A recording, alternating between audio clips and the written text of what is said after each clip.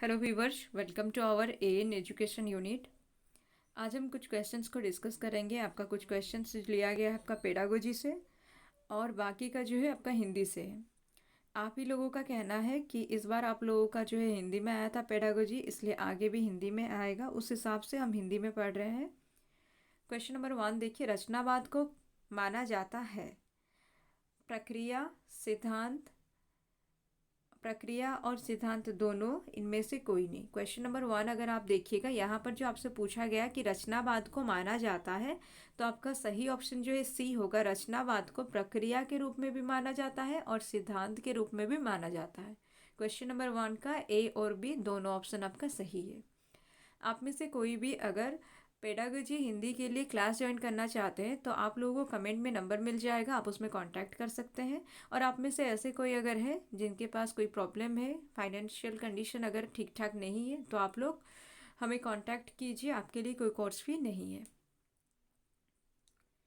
Question number 2, रचनावादी में सीखना days द्वारा होता है। सहयोग, चर्चा, सवाल पूछिए जो जा रहे हैं उसके थ्रू भी होता है सीखना। और डी ऑप्शन में आपका दिया है ऊपर के सभी। 2 नंबर क्वेश्चन अगर आप देखिएगा, रचनावादी में सीखना जो है ये किसके माध्यम से होता है, तो सहयोग के माध्यम से होता है, चर्चा के माध्यम से होता है, सवाल जो पूछे जा रहे हैं उसके माध्यम से भी होता है। क्वेश्चन नंबर 3, रचनावादी प्रतिमान के अनुसार सीखने का तात्पर्य है। 3 नंबर क्वेश्चन में आपसे पूछा गया कि रचनावादी प्रतिमान के अनुसार सीखने का तात्पर्य है, यानी कि सीखने का तात्पर्य क्या है, रचनावादी प्रतिमान के अनुसार आपको बताना है।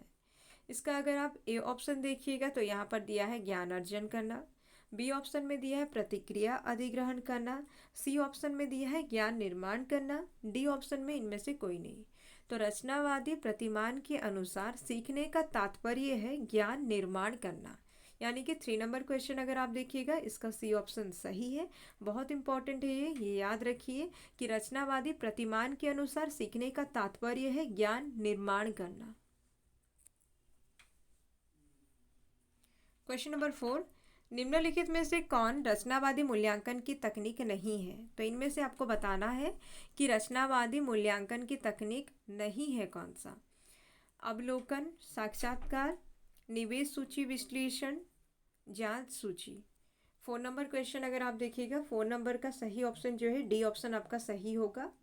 यहाँ पर आपसे पूछा गया था कि आपका रचनावादी मूल्यांकन की तकनीक कौन सी नहीं है, आपसे पूछा गया था, तो इसके लिए डी ऑप्शन सही है कि जांच सूची जो है ये रचनावादी मूल्यांकन की एक तकनीक नहीं है। अवलोकन, साक्षात्कार, निवेश सूची विश्लेषण जो है ये आपका रचनावादी मूल्यांकन की तकनीक है। अगर तकनीक है आपसे पूछे तो अवलोकन, साक्षात्कार, निवेश सूची विश्लेषण होगा। नहीं है क्योंकि पूछा गया है, तो इसलिए आपका डी ऑप्शन जो है सही होगा। क्वेश्चन नंबर 5, सीसीई का विस्तार करें। सीसीई का मतलब क्या है। सतत और संचयी मूल्यांकन, सतत और व्यापक मूल्यांकन, सतत और रचनात्मक मूल्यांकन। तो बहुत सारे बच्चे सी ऑप्शन को सही कर सकते हैं क्योंकि यहाँ पर रचनात्मक शब्द का इस्तेमाल किया गया है और रचनात्मक का बहुत ज़्यादा मतलब रचनात्मक शब्द का महत्व बहुत ज़्यादा है। आप अगर पढ़िएगा तो अच्छे से समझिएगा तो आपको समझ में आ जाएगा। लेकिन यहाँ पर जो दिया है सीसीई का विस्तार जो है वो आपका बी ऑप्शन सही होगा। सतत और व्यापक मूल्यांकन होगा सीसीई का विस्तार। क्वेश्चन नंबर 6, सीसीई इस पर जोर देता है। संज्ञानात्मक विकास, सामाजिक विकास, भावनात्मक विकास, सर्वांग विकास। 6 नंबर क्वेश्चन अगर आप देखिएगा तो 6 नंबर क्वेश्चन का आपका सही ऑप्शन डी होगा। सर्वांग विकास पर जोर देता है सीसीई। बच्चा का सर्वांग विकास होता है, सीसीई का उद्देश्य ही होता है बच्चों का सर्वांग विकास करना, मतलब सभी अंगों से बच्चों का विकास करना। क्वेश्चन नंबर 8, सीसीई जिसमें डेज द्वारा शुरू किए गए शिक्षण समय की कुल अवधि में फैल मूल्यांकन के शैक्षिक और गैर शैक्षिक दोनों पहलुओं को शामिल किया गया है। तो यहाँ पर आपको बोला गया है कि सीसीई जिसमें डेज द्वारा, ठीक है, शुरू किए गए शिक्षण समय की कुल अवधि में फैले मूल्यांकन के शैक्षिक और गैर शैक्षिक दोनों पहलुओं को शामिल किया गया। तो शैक्षिक और गैर शैक्षिक दोनों पहलुओं को शामिल जो किया गया है डेस के द्वारा आपसे पूछा गया। तो यहाँ पर देखिए शिक्षा आयोग 1964 से 66 इसके द्वारा, या माध्यमिक शिक्षा आयोग 1952 से 53 के द्वारा, या फिर सी ऑप्शन में जो दिया है राष्ट्रीय शिक्षा नीति 1986।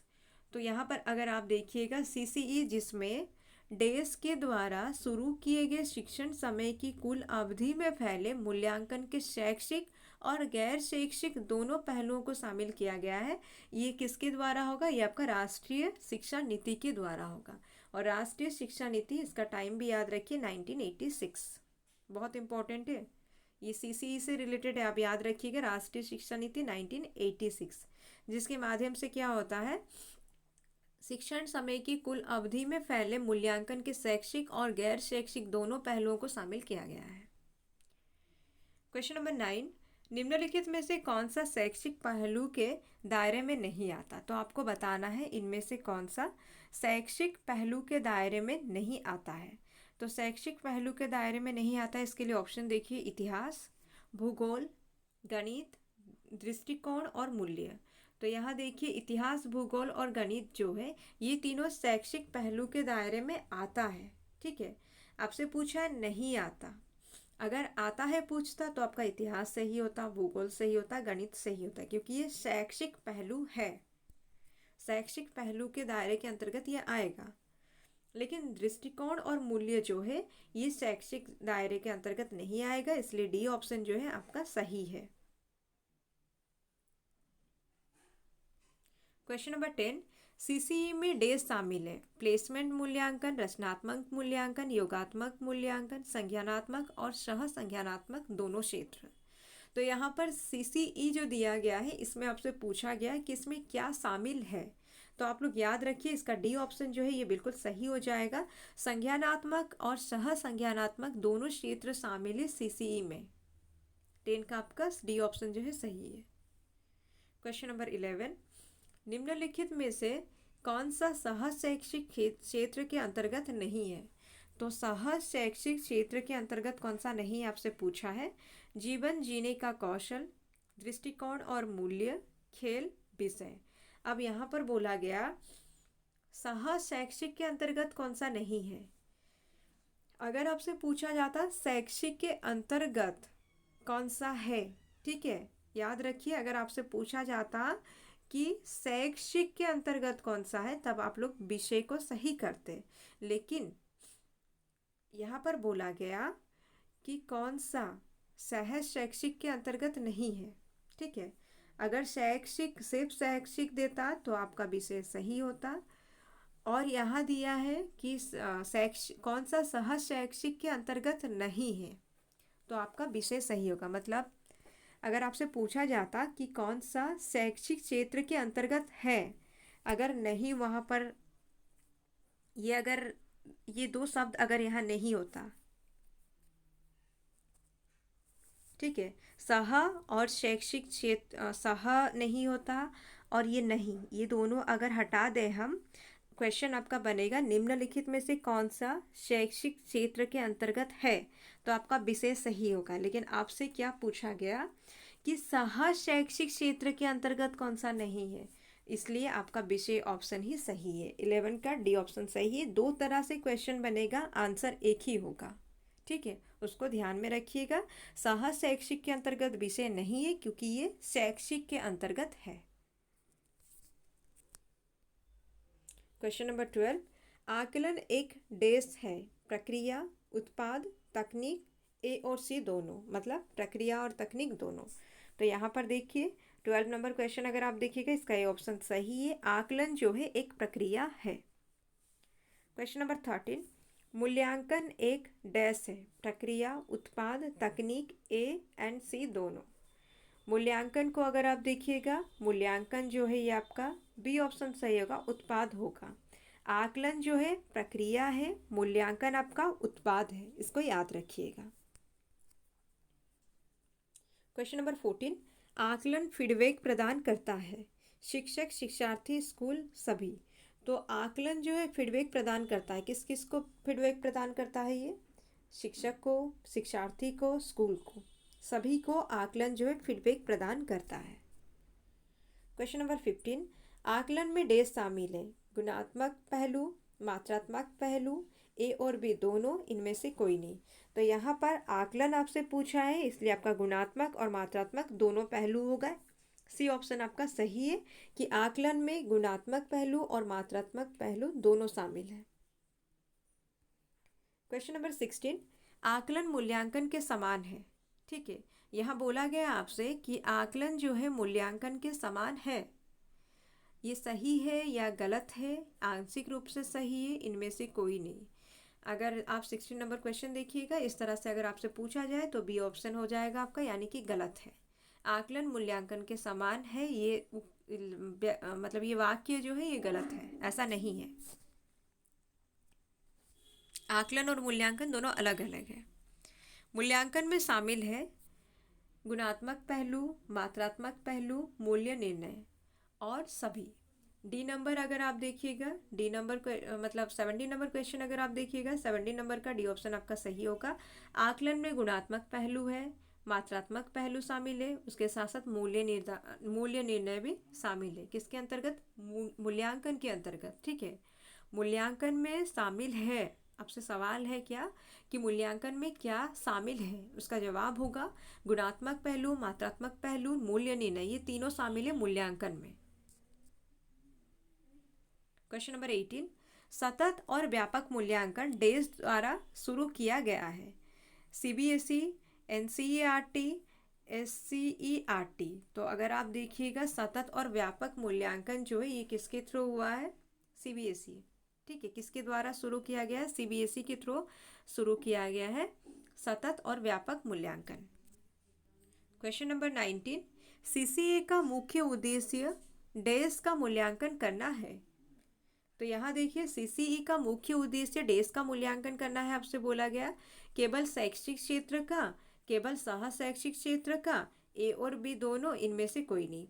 तो अगर आप देखिएगा 19 नंबर क्वेश्चन, हम पहले भी क्वेश्चन में इसको समझे हैं। 19 का सही ऑप्शन जो है सी है कि सीसीई का मुख्य उद्देश्य जो है ये आपका शैक्षिक क्षेत्र और सह शैक्षिक क्षेत्र दोनों का मूल्यांकन करना। क्वेश्चन नंबर 20 देखिए, व्यापक शब्द उन क्षेत्र को संदर्भित करता है जिनमें शामिल है केवल शैक्षिक क्षेत्र, केवल सह शैक्षिक क्षेत्र, ए और बी दोनों, इनमें से कोई नहीं। तो देखिए व्यापक, सतत और व्यापक है ना। तो यहाँ पर जो व्यापक है, ये व्यापक का मतलब होगा या व्यापक जो है उन क्षेत्र को संदर्भित करता है जिनमें शामिल है आपका शैक्षिक क्षेत्र और सह शैक्षिक क्षेत्र, यानी कि ए और बी दोनों ऑप्शन आपका सही है। क्वेश्चन अगर आप देखिएगा सी ऑप्शन आपका सही होगा। शैक्षिक क्षेत्र और सह शैक्षिक क्षेत्र ये दोनों आएगा किसके अंतर्गत? व्यापक के अंतर्गत।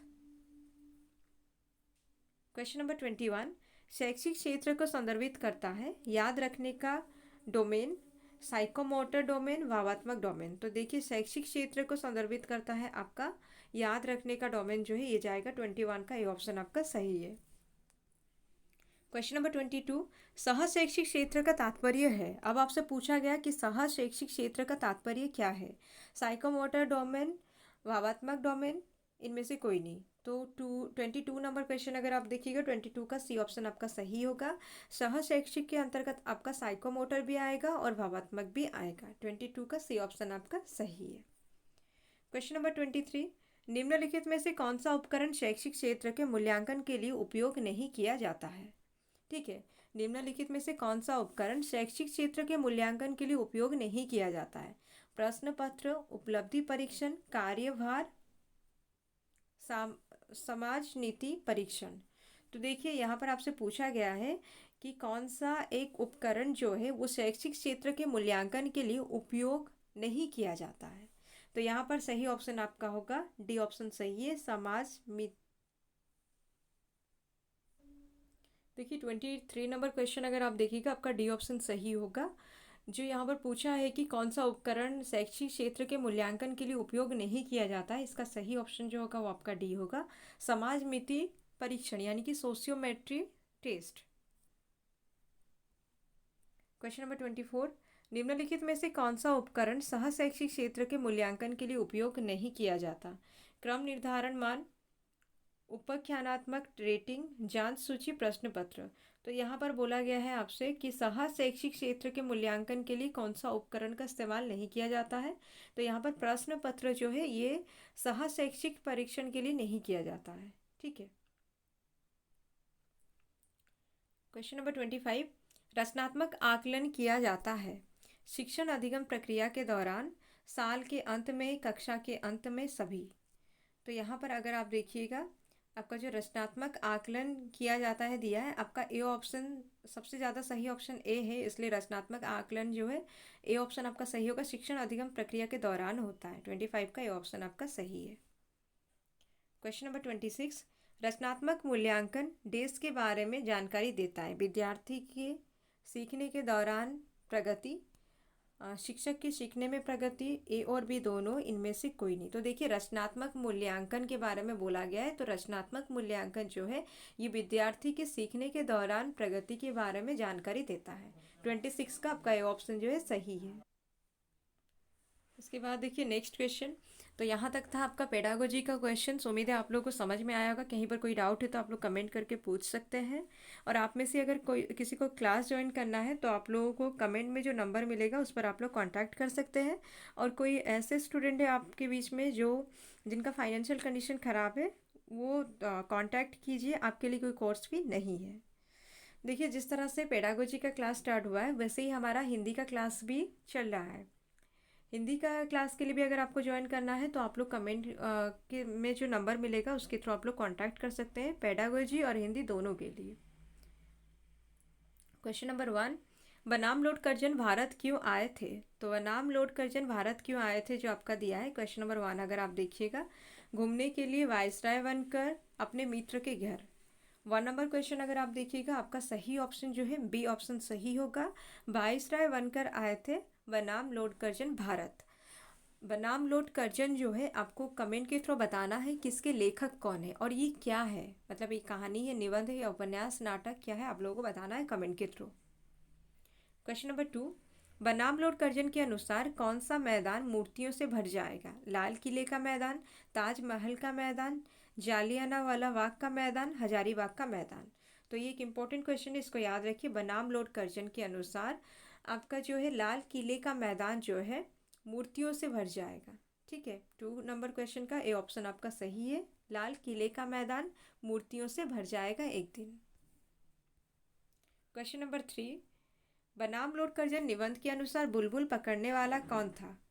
सराय के भटियारे, गांव के लड़के, लॉर्ड कर्जन। तो देखिए बनाम लॉर्ड कर्जन निबंध के अनुसार अगर आप देखिएगा बुलबुल पकड़ने वाला जो था वो था सराय के भटियारे। बनाम लॉर्ड कर्जन आप लोगों को पता होगा कि ये जो है निबंध में व्यंग किया गया है लॉर्ड कर्जन को, पढ़े होंगे आप लोग, समझे होंगे। तो ये सारा क्वेश्चन आप लोगों का सही बन रहा होगा। क्वेश्चन नंबर 4, क्रोध निबंध के अनुसार किस बात का बुरा लगना क्या कहलाता है? अच्छा, क्रोध निबंध के अनुसार किसी बात का बुरा लगना क्या कहलाता है? 4 नंबर क्वेश्चन अगर आप देखिएगा, 4 नंबर क्वेश्चन में जो दिया है अमर्ष, बैर, क्रोध, यहाँ पर तीनों ऑप्शन में से सही ऑप्शन आपका ए है कि किसी बात का बुरा लगना अमर्ष कहलाता है। हो सकता है आपसे ये सवाल पूछा जाए कि किसी बात का बुरा लगना अमर्ष कहलाता है, ये किस रचना में आप लोग पढ़े हैं? ठीक है, या ये किस रचना से लिया गया है? तो आप लोग याद रखिए, क्रोध निबंध में ये बताया गया है कि किसी बात का बुरा लगना जो है अमर्ष कहलाता है। 4 का आपका ये ऑप्शन सही है। क्वेश्चन नंबर 5, धन के साथ धर्म की ध्वजा लेकर चलने वाला धोखे में क्रोध को क्या कहा गया है? तो यहाँ पर बोला गया, देखिए ऑप्शन से देखिए, अंधापन, बदला, पाप का बाप। 5 नंबर क्वेश्चन अगर आप देखिएगा 5 का आपका सी ऑप्शन सही होगा। धन के साथ धर्म की ध्वजा लेकर चलने वाला धोखे में क्रोध को पाप का बाप कहा गया है। ठीक है, याद रखिएगा, इंपॉर्टेंट है ये। 5 का आपका सी ऑप्शन सही है। यहाँ धर्म के साथ धन के साथ धर्म की ध्वजा लेकर चलने के बारे में बोला गया है। क्वेश्चन नंबर 6, क्रोध के कितने कारण होते हैं? ठीक है, क्रोध के कितने कारण होते हैं? 2, 4, 5, 3। ठीक है, तो यहाँ पर अगर आप देखिएगा 6 नंबर क्वेश्चन का आपका ए ऑप्शन सही होगा। क्रोध के 2 कारण होते हैं। अब ये 2 कारण आप लोग कमेंट के थ्रू मुझे बताइए। क्वेश्चन नंबर 7, शत्रु को समय बीत जाने पर शत्रु को समय बीत जाने पर पीड़ित करने की प्रेरणा देता है? वैर, क्रोध, अमर्ष, हिंसा। तो देखिए यहाँ पर अगर आप देखिएगा 7 नंबर क्वेश्चन, इसका ए ऑप्शन सही होगा। वैर जो है ये शत्रु को समय बीत जाने पर पीड़ित करने की प्रेरणा देता है। ये वैर के बारे में बोला गया है। वैर और क्रोध आपको पता होगा, इसमें जो अंतर जो है कालाकृत होता है, यानी कि काल के अनुसार, समय के अनुसार ये दोनों में अंतर होता है। क्रोध जो है जब बहुत दिन रह जाता है किसी व्यक्ति के मन में तो वो वैर का रूप धारण करता है। क्वेश्चन नंबर 8, मार्ग का प्रतिशब्द इनमें से कौन है? कंदर्प, उदास, शिव, मदन। 8 नंबर क्वेश्चन अगर आप देखिएगा, मार्ग का प्रतिशब्द इनमें से जो है मदन होगा। 8 का डी ऑप्शन आपका सही है। मार्ग का प्रतिशब्द जो है मदन है। ये आपका अशोक के फूल से लिया गया है, कोई भी इसको ग्रामर समझकर नहीं कीजिएगा। 8 का डी ऑप्शन आपका सही है। मार्ग का प्रतिशब्द जो है मदन है। क्वेश्चन नंबर 9, कंदर्प पूजा कर मनाया जाता है। अच्छा, कंदर्प पूजा कब मनाया जाता है? क्वेश्चन नंबर 8 अगर आप देखिएगा यहाँ पर, क्वेश्चन नंबर 9 अगर आप देखिएगा यहाँ पर दिया है कि कंदर्प का पूजा, कंदर्प देवता का पूजा कर कब मनाया जाता है? ठीक है, तो यहाँ पर अगर आप देखिएगा आपका दिया है त्रयोदशी, चतुर्दशी, पंचमी, अमावस्या। यहाँ पर आपका ए ऑप्शन सही होगा। कंदर्प देवताओं की पूजा जो है ये आपका त्रयोदशी के दिन मनाया जाता है। 9 का ए ऑप्शन आपका सही है। क्वेश्चन नंबर 10, भोला राम को कितने साल से पेंशन नहीं मिला था? 5, 6, 4, 7। 10 नंबर क्वेश्चन अगर आप देखिएगा इसका ए ऑप्शन सही है। भोला राम को 5 साल से पेंशन नहीं मिला था। ठीक है, और ये याद रखिए हमारे सिलेबस में भी दिया है कि भोला राम का जीव जो है निबंध है, लेकिन ये एक कहानी है, इसको याद रखिएगा। क्वेश्चन नंबर 11, भोला राम के पेंशन के लिए नारद कितने बाबुओं के पास गए? 20, 25, 25, 30, 20, 30। 11 नंबर क्वेश्चन अगर आप देखिएगा 11 का आपका बी ऑप्शन सही होगा। भोला राम के पेंशन के लिए नारद जो है 25, 30 बाबुओं के पास गए। ठीक है, नारद ही थे जो जाकर पूछते हैं भोला राम की पत्नी से कि भोला राम के मृत्यु का कारण क्या है। ठीक है, बीमारी, कोई बीमारी थी, क्या बीमारी थी, ये सवाल करने वाले नारद ही थे। आपको दुनियादारी समझ में नहीं आती, ये किसने किससे कहा? ऑप्शन ने नारद से, भोला राम की बेटी ने नारद से, भोला राम की पत्नी ने नारद से। 12 नंबर क्वेश्चन अगर आप देखिएगा 12 का आपका ये ऑप्शन सही होगा। आपको दुनियादारी समझ में नहीं आती, ये किसने किससे कहा जो क्वेश्चन है, ये होगा ऑप्शन ने नारद से कहा कि आपको दुनियादारी समझ में नहीं आती। 12 का आपका ये ऑप्शन सही है। तो यहाँ तक था हमारा क्वेश्चंस। उम्मीद है आप लोगों को समझ में आया होगा। किसी को कहीं पर कोई डाउट है कमेंट के थ्रू बताइए। और आप में से कोई भी अगर क्लास ज्वाइन करना चाहते हैं हिंदी के लिए या फिर पेडागोजी हिंदी के लिए तो आप लोग कांटेक्ट कर सकते हैं। बाकी आप में से कोई ऐसे स्टूडेंट है जो नीडी है, सच में अगर आप लोगों को कोई प्रॉब्लम है पैसे से रिलेटेड, तो आप लोग कमेंट में जो नंबर दिया है उसके थ्रू कांटेक्ट कीजिए। आपके लिए कोई कोर्स फी नहीं है। पढ़ते रहिए, मेहनत कीजिए, क्योंकि देखिए आपके पास हम लोग बहुत सारे बच्चे जो हैं उनको मोटिवेशन चाहिए, मोटिवेट होने के लिए। ठीक है, पढ़ने के लिए भी बहुत सारे बच्चे कह रहे होंगे अब भी कि मन नहीं कर रहा है, या कुछ बच्चे ये सोच रहे हैं कि टाइम नहीं हो रहा है। तो उन सब के लिए मैं यही कहूँगी, इतना सोच लीजिए अभी जो आपका आज 3 नवंबर है ना, सॉरी 3 दिसंबर, आपका 16 को एग्ज़ाम है, 15 तक आपको प्रिपरेशन करना है ना। इतने दिन के लिए अगर आप सही से पढ़ते हैं, अगर एग्ज़ाम क्लियर करते हैं, फिर आपको ये ठंड में उठकर पढ़ना नहीं पड़ेगा। आपको जो बहुत बोरिंग लग रहा होगा अभी सिलेबस, वो सब आपको बाद में करना नहीं पड़ेगा। आपको अच्छा खासा सैलरी इससे मिल सकता है, और आपके पेरेंट्स जो आपके लिए बहुत कुछ किए हैं उनको अब कुछ लौटाने का टाइम आया है। तो आप लोग खूब मेहनत कीजिए, कैसे भी कीजिए, कोशिश कीजिए जैसे इस बार आपका एग्ज़ाम क्लियर हो। चैनल पर अगर नए हैं तो चैनल को सब्सक्राइब कीजिए, शेयर कीजिए।